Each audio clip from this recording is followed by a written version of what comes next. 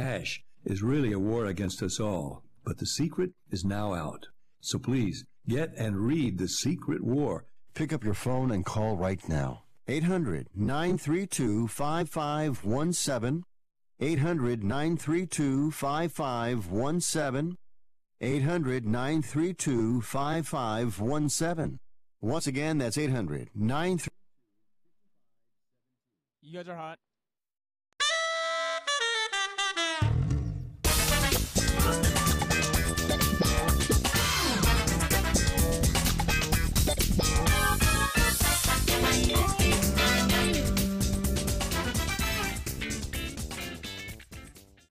Welcome to Fifth Street Sports on Sports Byline SB Nation Radio Network. I'm Frank Perez alongside my co-host Oklahoma Brian and our special guest in studio today, Ron. We gave him a nickname of NCAA Ron because he is such a seasoned master at that. By the way, folks, you can also find us on Facebook at Facebook / Fifth Street Sports Talk, Twitter at Fifth Street Sports. Anyways, today we're having a great show here, folks. We have Ron. We're gonna break down all of the NCAA conferences, win totals, values, players, quarterbacks, you name it, A to Z in NCAA football. We have the best guy here. He's best guy we know as far as on our team, and 42 years experience alongside with Oklahoma Brian. I don't think you can go wrong with all this. So, Ron, welcome to the show. Thanks for having me. Great to see that football is back. Oh, good. I know you do your work. You know, I mean, just the research that I just got handed some of Ron's research over here. I think it's going to be like 2 semesters of college. I think the first 80 pages covers the first 5 conferences. So, folks, you're going to get a really nice condensed overall performance on every team, every conference. You know, one of the good things we're going to do today, Ron, is going to be the over and unders, where the value is. Yep, there's definitely some things to look for. Of course, some of the numbers have changed, but a lot of the work that I do is done in July and August to prevent overreaction in September and October. So based on that, I feel like I'm ready to start the season. Oh, good, man. We're really looking forward to it. And, you know, all of our listeners here now, we started the whole week off, obviously, with, you know, fundamentals on teasers and parlays and everything. Now we're going to give you an absolute preseason to the NCAA, all the things to look for throughout the year, value, quarterbacks, weaknesses and defenses, you name it. I don't think you can get a better insight with us starting tomorrow. Well, folks, we're going to step aside here from Fifth Street Sports, and we will be right back.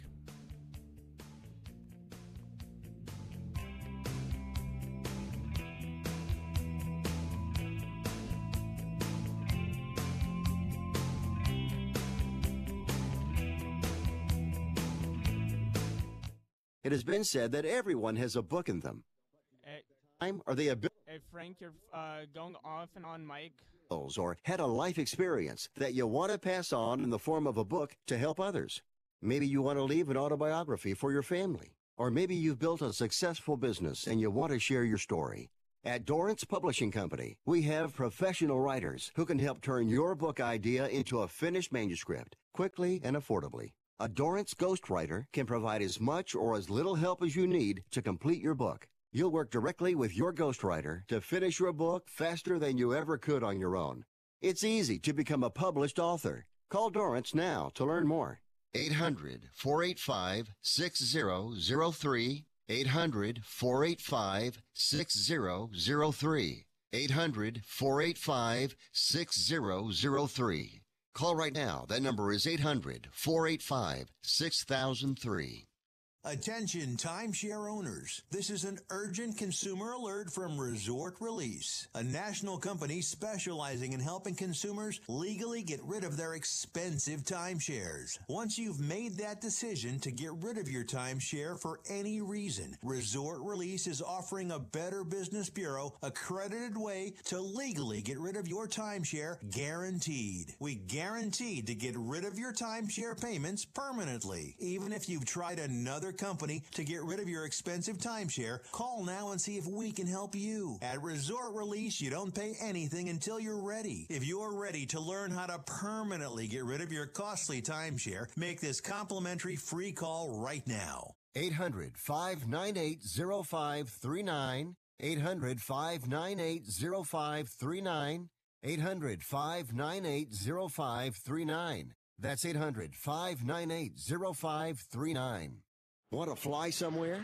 Looking for cheap flights or cheap tickets? Then call. That's right. Call the low-cost airline travel hotline now for prices so low we can't publish them anywhere. Low Cost Airlines has all kinds of cheap travel deals. Fly domestically and save up to 75%. You can even fly internationally and save even more. Yes, fly anywhere in the world and save a lot of money on your plane tickets. We'll even save you money with cheap travel deals on hotels, rental cars, even complete travel packages. So don't book your tickets until you call us first for the absolute cheapest prices on U.S. and international airline tickets and hotels. Call right now for prices so low they can't be published. Travel experts are here 24/7 to help. 800-754-4531. 800-754-4531. 800-754-4531. That's 800-754-4531.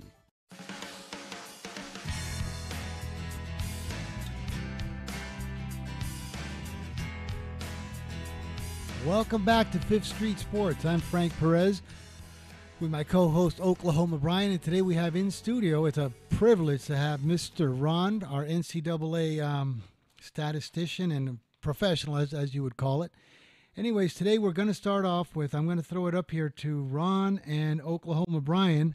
Brian, are you there with us? I'm here. Oh, you're there. Okay, guys, go for it. Ron, we're going to start with our title of Clemson Elite. Tell us all about the ACC. In the ACC this year, there's separation where there hasn't been in the past, especially with Lamar Jackson graduating from LSU and Florida State undergoing a severe youth movement.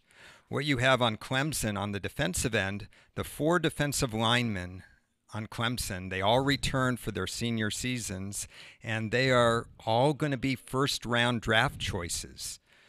Pencil Clemson in for the NCAA Final Four because they are that good. There's really only 1 or 2 places that I see that could even remotely be a problem for them. They do go to Florida State, but again, they've won at Florida State in the past, and Florida State's pretty young. They play Georgia Tech. At Georgia Tech, it has been in the past a problem. But it's not a problem this year because they will have played an option team the week before in Georgia Southern. So with that variable in mind, I see Clemson winning 11 or all 12 games. Wow. Brian, what's your take on that, Brian? This is one of your favorite conferences. Yeah, I'm a Florida State grad, and I agree they're going to be down this year. But Ron just touched on one of my favorite handicapping angles, and it's so underappreciated. So you mentioned the back-to-back against the option.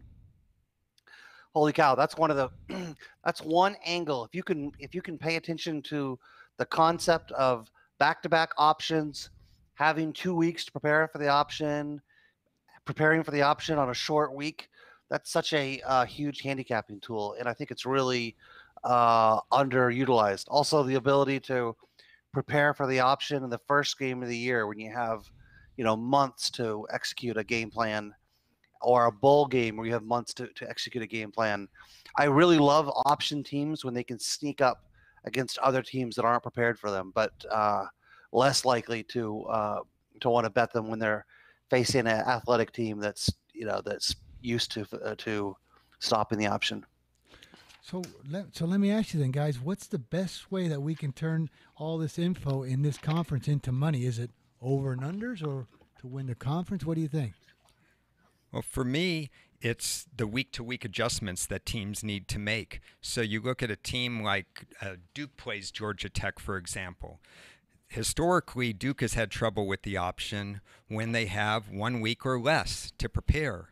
This year, they have 2 weeks to prepare for Georgia Tech's option. Duke is an under-the-radar team. Duke has handled the 2-week period before and covered and even won outright against Georgia Tech. It's that kind of situation that I'm looking for and saying Duke would be the play. So I'm looking for week-to-week angles even more than the season win totals for these kinds of situations. Brian, what kind of a price do you see on this Clemson to win that conference? Is that anything, or just we're going to stick with all these week to weeks? Oh, I don't know. That's a question for Ron. I don't have the conference odds memorized, but I did have a question about FSU since we mentioned them. I know that Willie Taggart's historically been one of the best coaches at covering a big number. You know, that's as a handicapper, we're not just handicapping the game, but when we get to big margins, certain coaches have are out for blood and want to cover a big number, whereas other guys, like I think of Mark Richt, for example, that just wants to get the win, and he'll put it in cruise control in the fourth quarter. Willie Taggart, at every school he's ever been at, he's out for blood in the fourth quarter. He doesn't want to just cover the spread. He wants to cover the spread and then some. I wonder, Ron, what you think that'll turn into in the ACC when FSU maybe faces some of the weaker opponents or non-conference opponents in the ACC. I think that's a great point. Willie Taggart, when he was at Oregon for 1 year, I had said in the write-ups last year that if Willie Taggart was there in a 4-year stretch, they would be in the Final Four, even with Washington and Stanford in their division. This is a great hire for Florida State. This is a guy who plays smash mouth football, so they like running the ball. That wears teams down. And what happens is, even if he's not trying to run up the score, he's running up the score in the fourth quarter because the other team's tired. And Willie Taggart teams feature prolific rush attacks. Now, for this year, I'm a little skeptical because they have such a young team. You probably know this. They may start 12 or 13 underclassmen overall. So you're going to see a lot of peaks and valleys from week to week. They could look really good 1 week, and the next week they could make some 18-year-old, 19-year-old mistakes. So I think you're going to see more of an up-and-down performance from them, but I love their future. Boy, that's interesting. I had another question. So I'm kind of a contrarian, Ron. That's my reputation betting wise, and season win totals are no different. I like to tell people that when I finally finish betting my season win totals, I'm not happy unless 2/3 or 3/4 of my bets are unders, because I really feel like the public has a desire to go over on win totals. And I feel like, I can't say this across the board, but generally speaking, I always think there's a little more value going with the under on win totals. I was wondering if that is the case with your handicapping, or how you feel about that. I'm smiling. I think we're related. I probably bet about 58 over-unders in the colleges last year, just with line value and whatever. I believe 9 of my top 10 and about 47 of them were unders. Always looking for unders. One injury and your over is cooked. One key injury to a performer like that. There's value in the unders. I can give you an off-the-cuff example of Western Kentucky last year. They changed coaches. It was a drastic change in culture. They were 9.5 win total. At South Point, I come to South Point. I'm hoping for 9.5. I find 10. They have to go 11-1 to beat me. I don't know where that came from. I know they had a quarterback that was drafted this year from the NFL, but there was no way that change was going to compute to that. And yes, I'm always looking for unders. Awesome. Brian, I was thinking about this since we're still developing our mission statement, and this is our first week, so we have to incorporate the word under in that mission statement somehow. You know what I mean? That's going to be our national anthem for our sports anthem, under some way. So there we go. So we got under is going to be prevailing in almost every one of our bets. Under in the word no. If you ever see a prop bet, the Super Bowl or a big game, Monday night, Sunday night, Thursday night, and you see props, will he or won't he, yes or no? Generally speaking, if you're not sure, No, he's not going to do it. It's not going to happen. Jimmy is going to catch under the number of receptions, under the yards. And again, it's because of the public has this, I guess it's just part of the entertainment value for the public of betting a game. They want action on the over. They want to think that their bet is never dead. They want to bet Tom Brady to throw for 1,000,000 yards. So be the contrarian, stand up to the public, say, no, it's not going to happen. And you're, I think you're in a better spot. Yeah, that's what I think. You so would right be now, otherwise. You just heard it from Oklahoma Brian and NCAA Ron. By the way, you can reach Ron at his Twitter handle. It's Twitter at Ron Ace Sports. Twitter, it's your Twitter at Ron Ace Sports Twitter. You really want to put him on your list here so you can interact with Ron, because this is some of the top stuff. But you heard it from all three of us. Under is the way to go the majority of the time. Well, now Ron, we touched about the ACC with Clemson. So when we come back, we're going to get ready to take a break. When we come back, we're going to go to the Big 12. The Big 12. Well, that's got to be up your alley here also, Mr. Oklahoma Brian, the Big 12.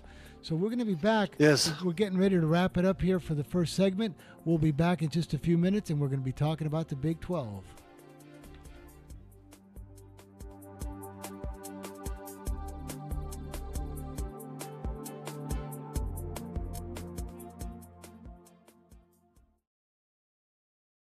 If you or someone you love suffers from drug addiction, now is the time to utilize your private health insurance PPO plan.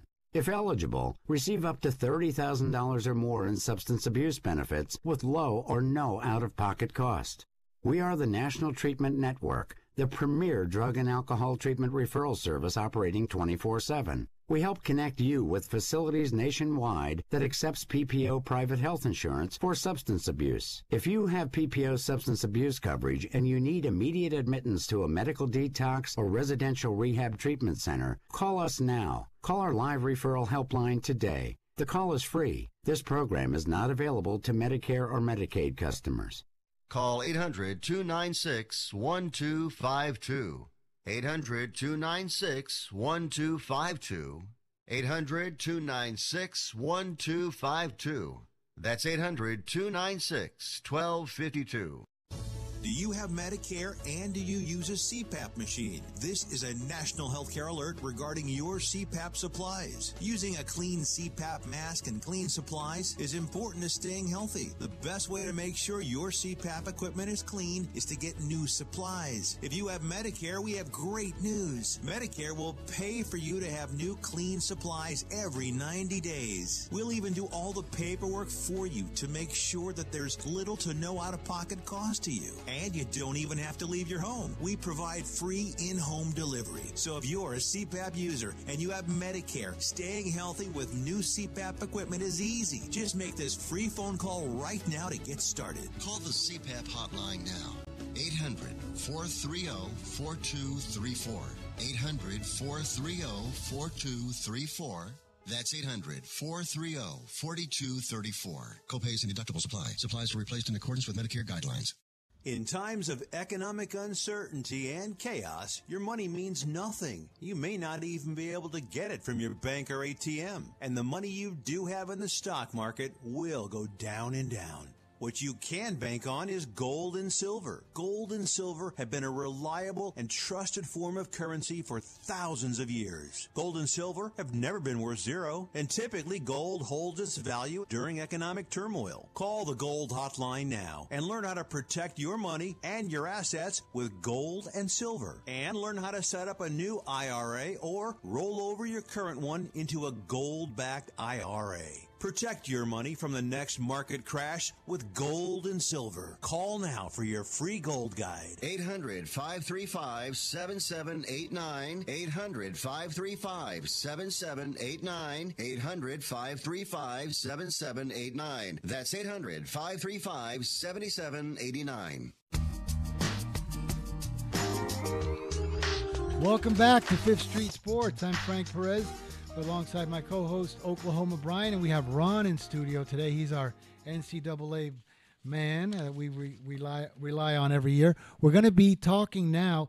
We got two conferences set for this segment. It's the Big 12 and the SEC. So I guess the headline for the Big 12 that Ron gave me today is quarterbacks. So, Ron, why don't you tell us a little bit about why it's so prevalent on quarterbacks here? Last year, we had a lot of top-tier quarterbacks in this conference. We had Mason Rudolph of Oklahoma State. Obviously, we had Baker Mayfield of Oklahoma. TCU had a starting quarterback with a lot of experience, which propelled TCU to the first ever Big 12 championship game / rematch when they played Oklahoma. And basically, those were two of their only 3 losses. Those 3 teams all lose their starting quarterbacks. The question is, who replaces them, and to what extent do they get up to speed, while at the same time Texas returns 2 starting quarterbacks from last year, and they don't even know which one's going to start and which one's not, depending on how hot they are.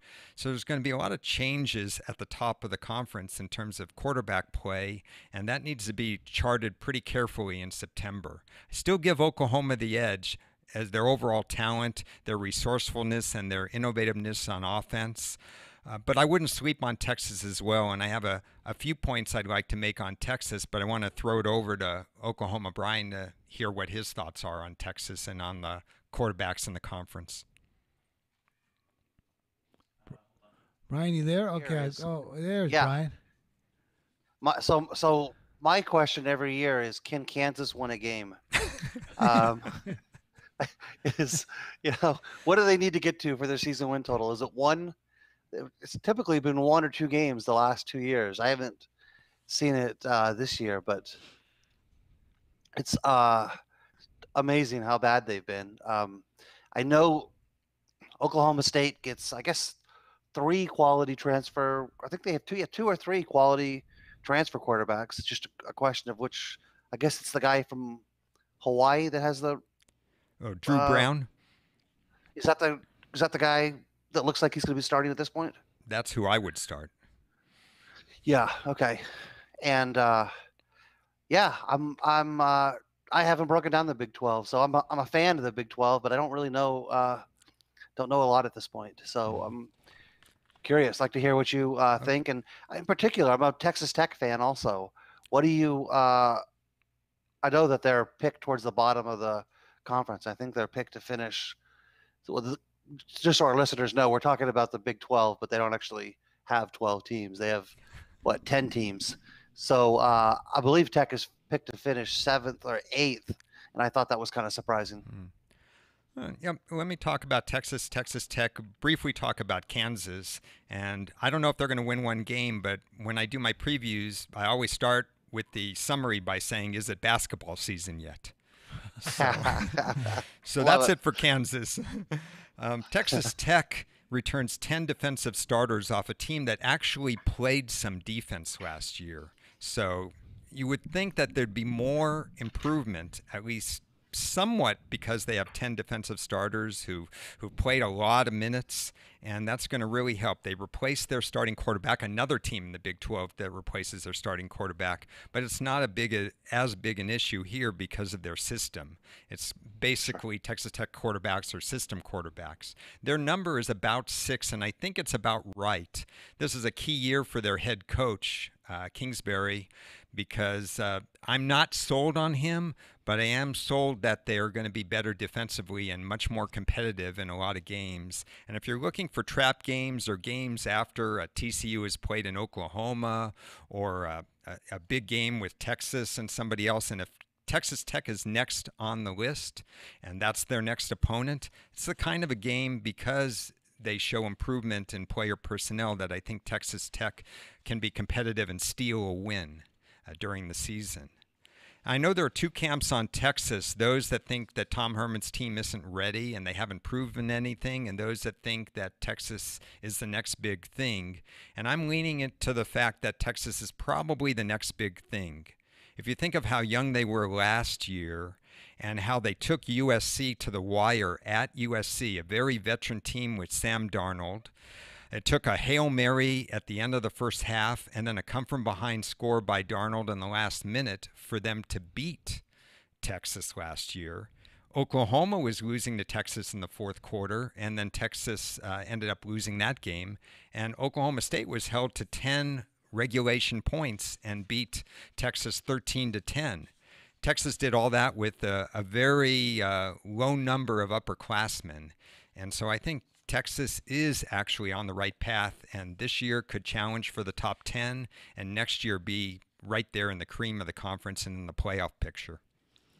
Wow, that's a nice write-up on that. So then we're going with, so we got quarterback issues in the Big 12. We like Oklahoma and Texas, right? That's correct. Texas Tech might be a surprise. That's what we got out of this.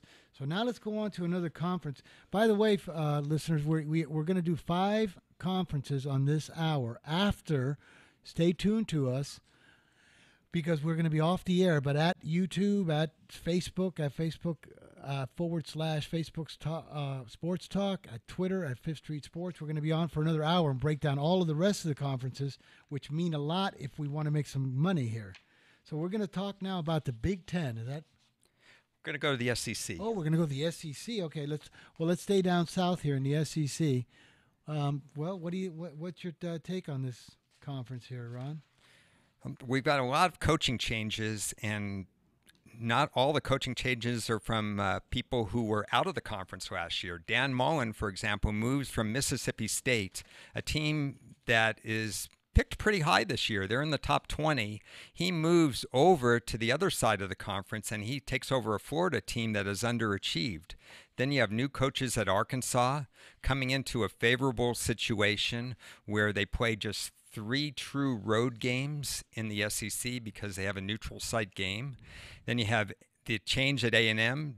Jimbo Fisher, they emptied the bank for him, the money vault, $75 million reportedly, to take Texas A&M once and for all out of the shadow of Texas, for example, and how that's going to play in the conference.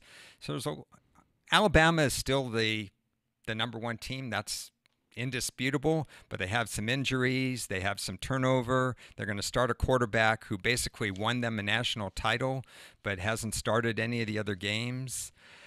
I think there's going to be up and down play in a lot of the different teams. You're going to see some good things and bad things as new coaches adjust to their new environment. But it's going to be a very interesting league, and it could be very profitable at times during the season. I think you're going to find some live underdogs in the SEC when some of these 8-win teams battle each other. Ron, I had a question about the Alabama schedule. Just looking at it as a fan, it's hard to envision a scenario where they lose a game in the first 5, 6, 7 weeks. I can't remember a number 1 team with such an easy schedule in my lifetime. Is that another team that you think is pretty close to a shoo-in for the Final Four? Or what's your take on that? They would be number 2, right behind Clemson as a shoo-in for the Final Four, because even their tough games are preceded by either cupcake games or bye weeks. They have a bye before going to LSU. They have revenge at the end of the year against Auburn. And they have that easy schedule. And, of course, when they do travel, they never travel west of the Mississippi. I don't think SEC teams really know that schools exist west of the Mississippi. So I definitely think that, as far as straight up, Alabama looks like an 11-win team and possibly a 12-win team. Gosh, from listening to you guys, this sounds like a groundhog league. I mean, every year it's Alabama and Clemson in the finals. It just seems like it's like a repeat. Who do you think can break through this kind of these finals all the time that can come through, Ron? There's a game I don't think that's getting enough hype on September 8th, I believe it is, and that's Georgia, who missed barely from winning a national title last year, at South Carolina. And I find that a really fascinating game. If you look at the future line for that game, what they posted was somewhere around 12.5, I believe, at the opener, which in my eye was absolutely way too high. because South Carolina has overachieved each of the last 2 years. They had that coaching change. They won 6 games. Nobody thought they were going to win 6 games. Then they end up winning 9 games and beating Michigan in the bowl game last year. And they have a lot of returning talent, including their starting quarterback. They're pointing for this game against Georgia. South Carolina is a really sweeper team. And looking at it from the other point of view, if Georgia still beats them at South Carolina, with this being such a big game for South Carolina, Georgia could enter the mix. And Georgia doesn't play Alabama during the regular season, but that would put them 1 to 2 legs up on their side, and they would like nothing more than have revenge in an SEC title game. Wow, there you go. So how about you, Brian? You got anybody you think that can change this final so we don't have to see the same movie again?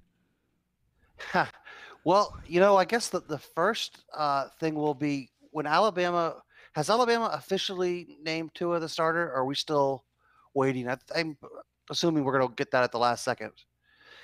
But, there's a chance that whoever loses out, I assume that it's Jalen Hurd that doesn't get the job, that guy transfers. And then maybe, a quarterback goes down and they have to go to the third quarterback in the rotation. That's the only scenario I could see Alabama not taking care of business. I'm hearing the little music, which means we're just a few seconds away from our break. Well, folks, this is this is Fifth Street Sports. We're going to get ready to take a small break over here. We'll be back with NCAA Ron. That's, by the way, really quick, at Twitter, Ron A Sports. That's his Twitter handle. Get a hold of him. We'll be back.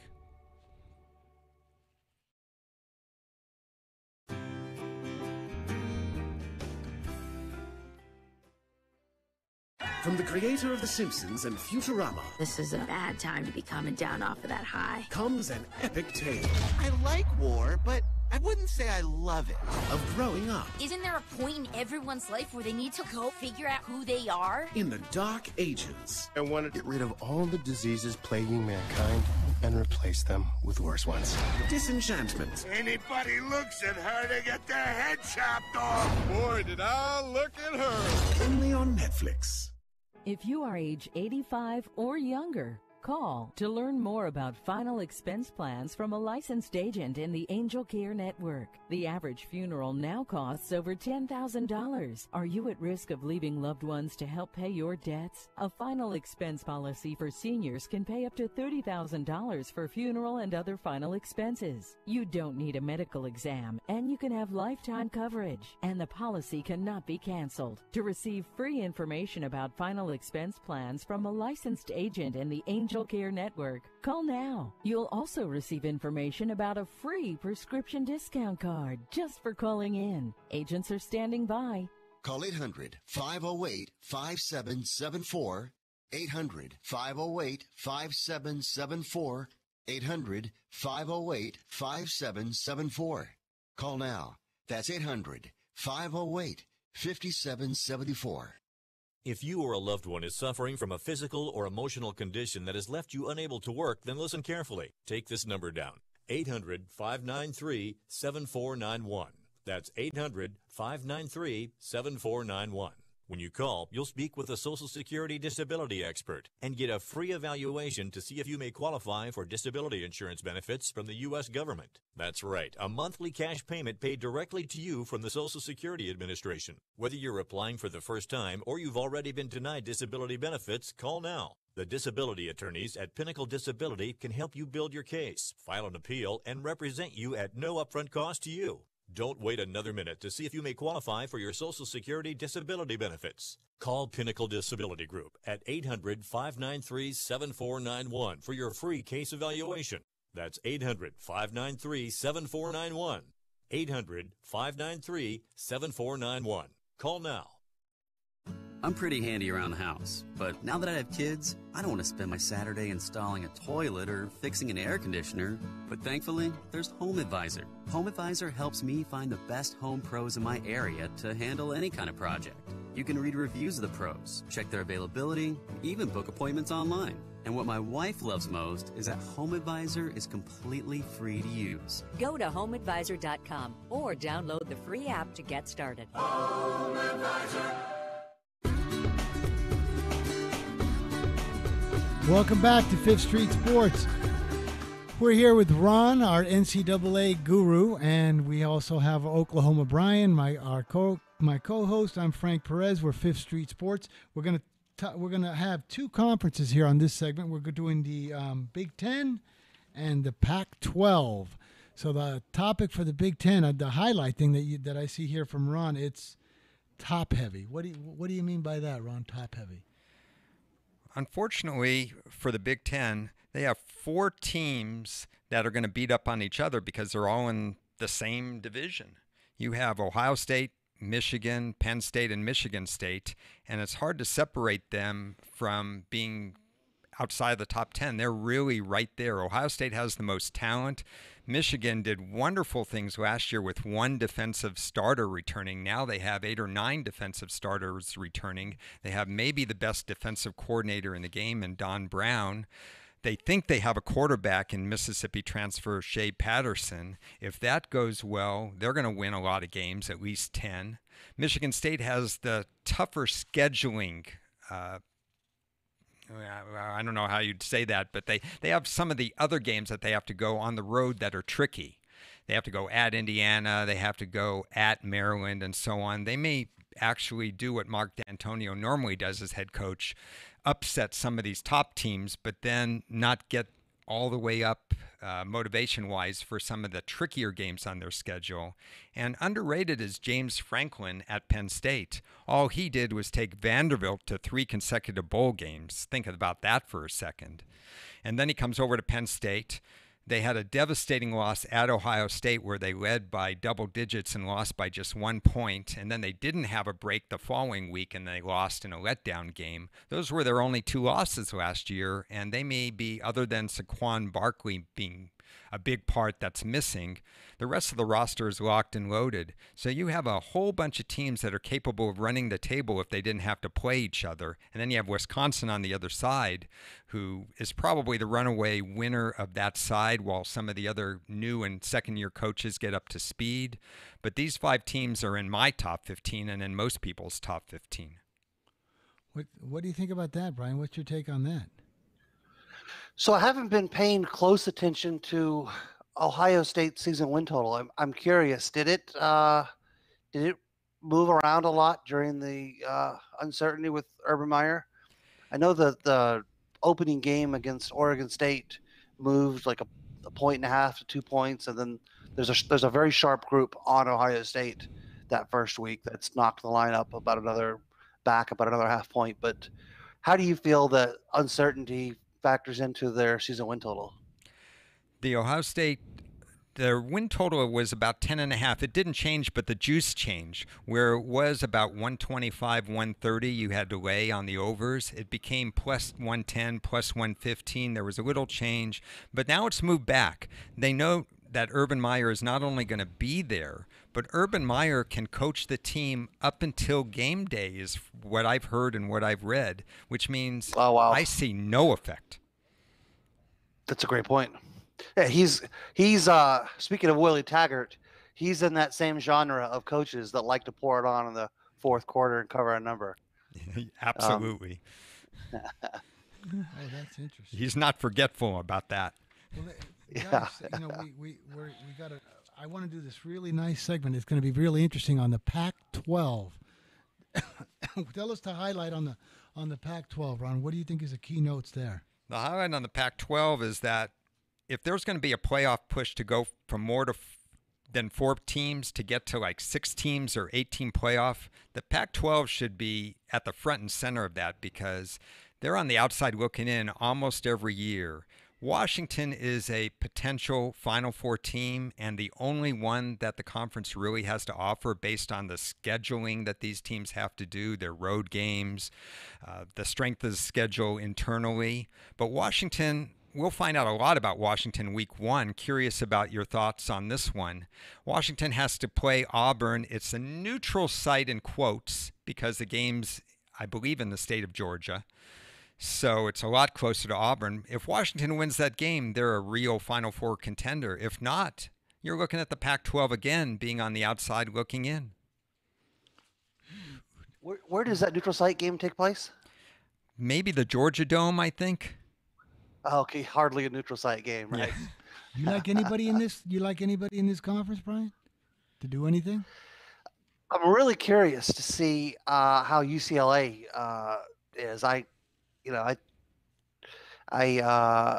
I also am curious to see how Oregon responds. But I don't have any. No, I don't have any real insight in the Pac 10 or 12. Right. Sorry. So it's Washington or bust, right?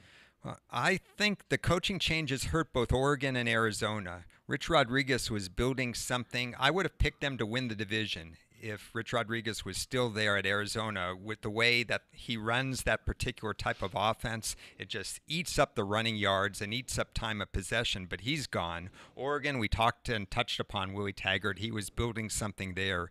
Utah is the next best team, but they have to play Washington, Oregon, and Stanford, and USC only has to play Stanford. So there's a schedule disparity there that gives me that feeling that USC will still end up a little bit ahead of Utah. But Utah's a dangerous team. They're very well coached. And UCLA, like you, I'm curious as well. I could write all I want to write in July and August about UCLA, but I can't tell you a thing until I see on-field performance. You know, how Chip Kelly's offense and how his motivational techniques and his management of their nutrition and so on is going to be night and day difference, you know, compared to Jim Mora. Does he have any of the Mora staff, or did he bring in all of his own guys? He kept maybe 2 or 3, but I don't think he kept any of the key guys. You may want to check me on this. I'm not completely sure, but he did not do what Scott Frost did when he went to Nebraska and brought his entire staff.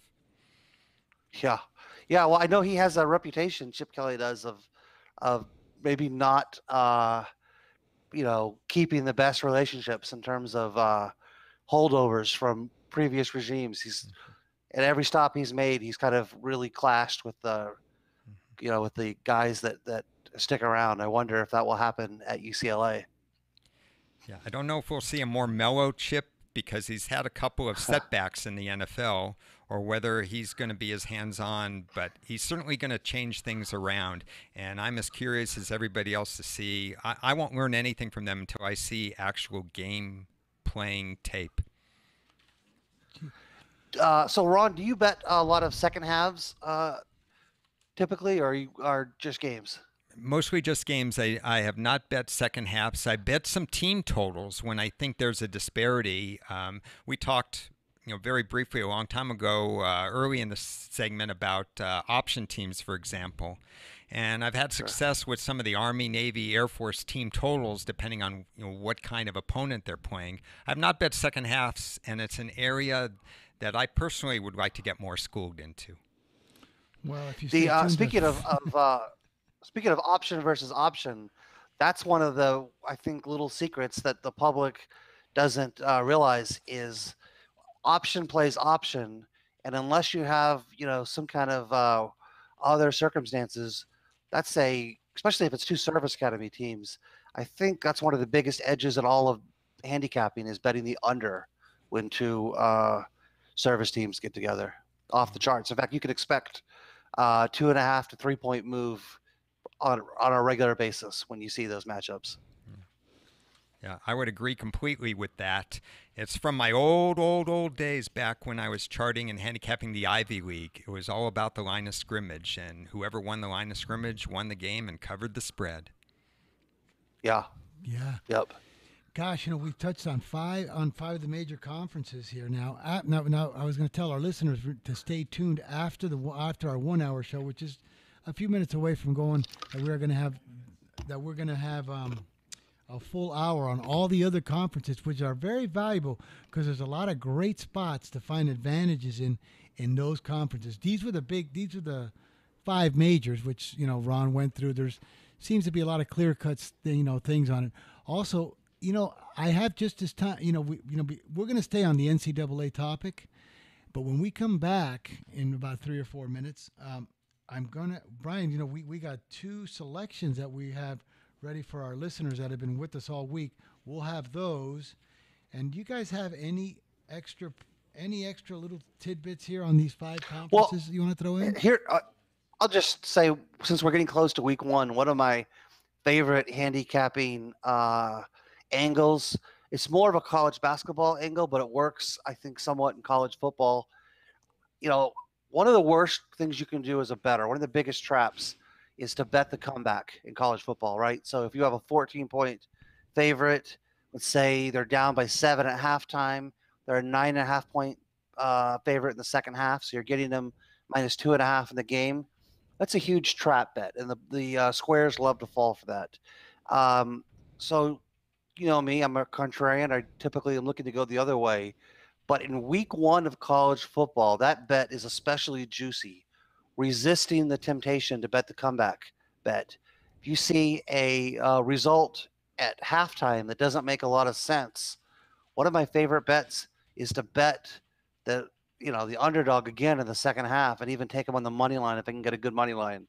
I love that philosophy of betting in week one. It's been really good to me over the years. That is interesting, because it looks so juicy, doesn't it? To think like, boy, you have a 10-point favorite down by 7, and now you can lay 7.5 in the second half. But that's a major trap, then you in your estimation, huh? Oh, absolutely. That's about as square as it gets on a halftime bet. And if I see a total that's going drastically under in the first half of week one, this doesn't work, for all 12 weeks, but I typically like to. I've called this theory in the past. If it walks like a duck, basically, expect a repeat in the first half, because we really don't really know what's going to happen in the first half of college football. So don't be afraid to just bet that the same thing is going to happen in the second half. All right, so real clear to our listeners from Oklahoma, Brian. First week of college football, don't fall for the square comeback second half. The team that's supposed to be leading or winning to come back. And if it's going under, keep it under. If it's going over, keep it over. So do not get trapped in those spots. I know they're very tempting to get trapped in, but there's a good little betting angle from Mr. Oklahoma, Brian. Anything you got, Ron, on ways to bet in the first week here?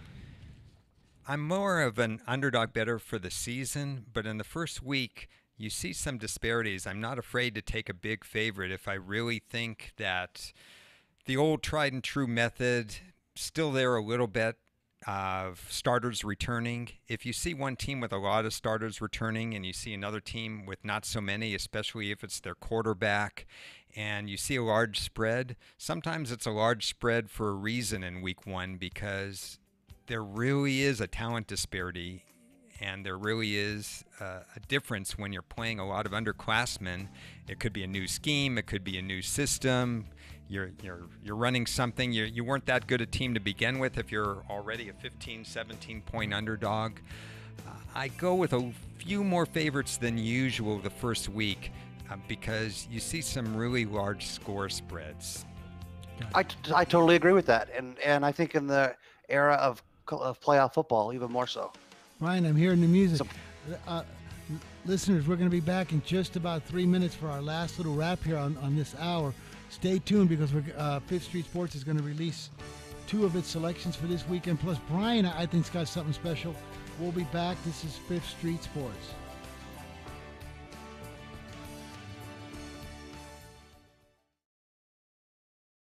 Hi, Rick Tittle here. You may know me as the Sports Talk host. I can talk about all sports: football, basketball, baseball, hockey, soccer, golf, tennis, auto racing, boxing, Olympics, rollerball. But this time I'm here to talk about pain. If you have pain in your knee or your back like I do, then you should know about the Health Alert Hotline. If Medicare is your primary insurance, then you could qualify for a back or knee brace at little or no charge. I have an old injury from my football playing days, and anything that can help take that pain away and make it more manageable, that has my attention. I love the free delivery, and they take care of the paperwork for you. So if you have Medicare and need help for back, ankle, knee, or shoulder pain, please call the Health Alert Hotline at 800-428-1570. That's 800-428-1570. Agents are standing by 24/7, so go ahead and call now. 800-428-1570. 1570. Hi, I'm Dr. Robert Clapper, Chief of Orthopedic Surgery at Cedars-Sinai Medical Group in Los Angeles, California. Dedicated to your health, your life, and your sports. As a weekend warrior, you know about sports injuries and pain. Exercise is an important element in keeping your body's core in good shape to minimize sports injuries. But when you are in pain, there is one product that I recommend to my patients, and that is Blue Goo Gel. Blue Goo consists of a proprietary formula developed specifically for the treatment of inflammation and general muscle aches and strains. I recommend Blue Goo for my patients coping with hip and knee pain before surgery, especially bursitis and tendinitis. Give Blue Goo a try. Call 1-888-330-0123 and you'll receive a 1-week supply of Blue Goo absolutely free. The makers of Blue Goo are even paying the shipping. The number again is 1-888-330-0123. If you want more information on Blue Goo, visit online at www.dothegoo.com. Now available at select Big 5 stores near you. When you struggle with credit card bills every month, you're not just in debt. Debt is all around you. I see people every day that are on the brink. They're going to go over the edge, and at the bottom is bankruptcy, and we pull them back. At the Debt Helpline, we're experts at helping you resolve your debt problems and become free of debt. We can help you pay off your debt and give you one lower monthly payment that you can afford. You do get to consolidate your payments. You only have to worry about making one payment a month instead of making 3 or 4 or 5. If you have $5,000, $10,000 or more in credit card bills, call the Debt Helpline now for a free confidential debt analysis. 800-957-6063. 800-957-6063. Call the CESI Debt Helpline right now for a free confidential debt review. 800-957-6063. 800-957-6063.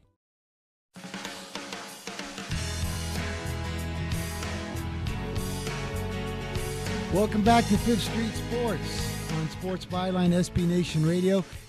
We've spent an hour breaking down 5 of the conferences here with Ron and our co-host Oklahoma Brian. I'm Frank Perez. We have just a few minutes left in this hour, and I wanted to get to our folks out there. Our 2 selections that we promised we would have some really nice stuff for them this weekend. One of them is going to be a UFC fight, Andre Philly over Mr. M. Johnson. Now, he opened up at plus $1.10. I think he's down to minus $1.05. There's still value and equity in that. So we like Andre Philly in the UFC tomorrow night, 9:15 Pacific time on that one. And Brian, there's one, I really got some great info from a guy, one of our sources. I say a guy, right? And that is Jacksonville is playing Atlanta. Now, Jacksonville in week 3 of the preseason, the last 7 years, is 7-0. Okay, and they love to flex that defense in week 3. Atlanta's been horrible on offense. They can't get nothing going. Jacksonville's at home, wants to flex the defense. I believe this is a great spot for Jacksonville. I think it's 3.5 now. Though it opened 3.5. If you can get a money line, is it 4? Yeah, it's 4. But I'll tell you what, I wouldn't mess with the money line. I'd lay the 4. Like we said on Wednesday, don't be afraid of 3.5s and 4s in the preseason. These games don't typically land on 3 in the preseason. You can get away with some unorthodox strateries and betting. And Atlanta has a lot of significant injuries for this week 3 preseason game. They really do. Like I really see a 20-3 in this game. Also, we got just a few minutes. We are going to be back off the air at Facebook at /Fifth Street Sports Talk, Twitter at Fifth Street Sports. You've been with Ron. His Twitter handle is at Ron Ace Sports. Ron Ace Sports. You really want to get him on your list there because Ron is you're not going to get better info throughout the college or NFL year. So we will be back. Stay tuned for us off the air because we also, off the air, I want to promote Tuesday, the 28th. We're going to have Waz from Better IQ on here. You don't want to miss that show also. That's going to be Mr. Waz from Better IQ. We're getting ready to sign up. Thanks for listening, everybody. This is Frank Perez. We've been in studio here with Ron and Oklahoma Brian, and we will be back.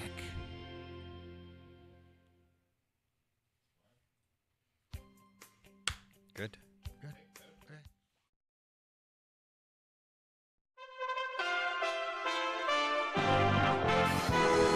USA Radio News. Good job, guys. Organization CFO was granted immunity.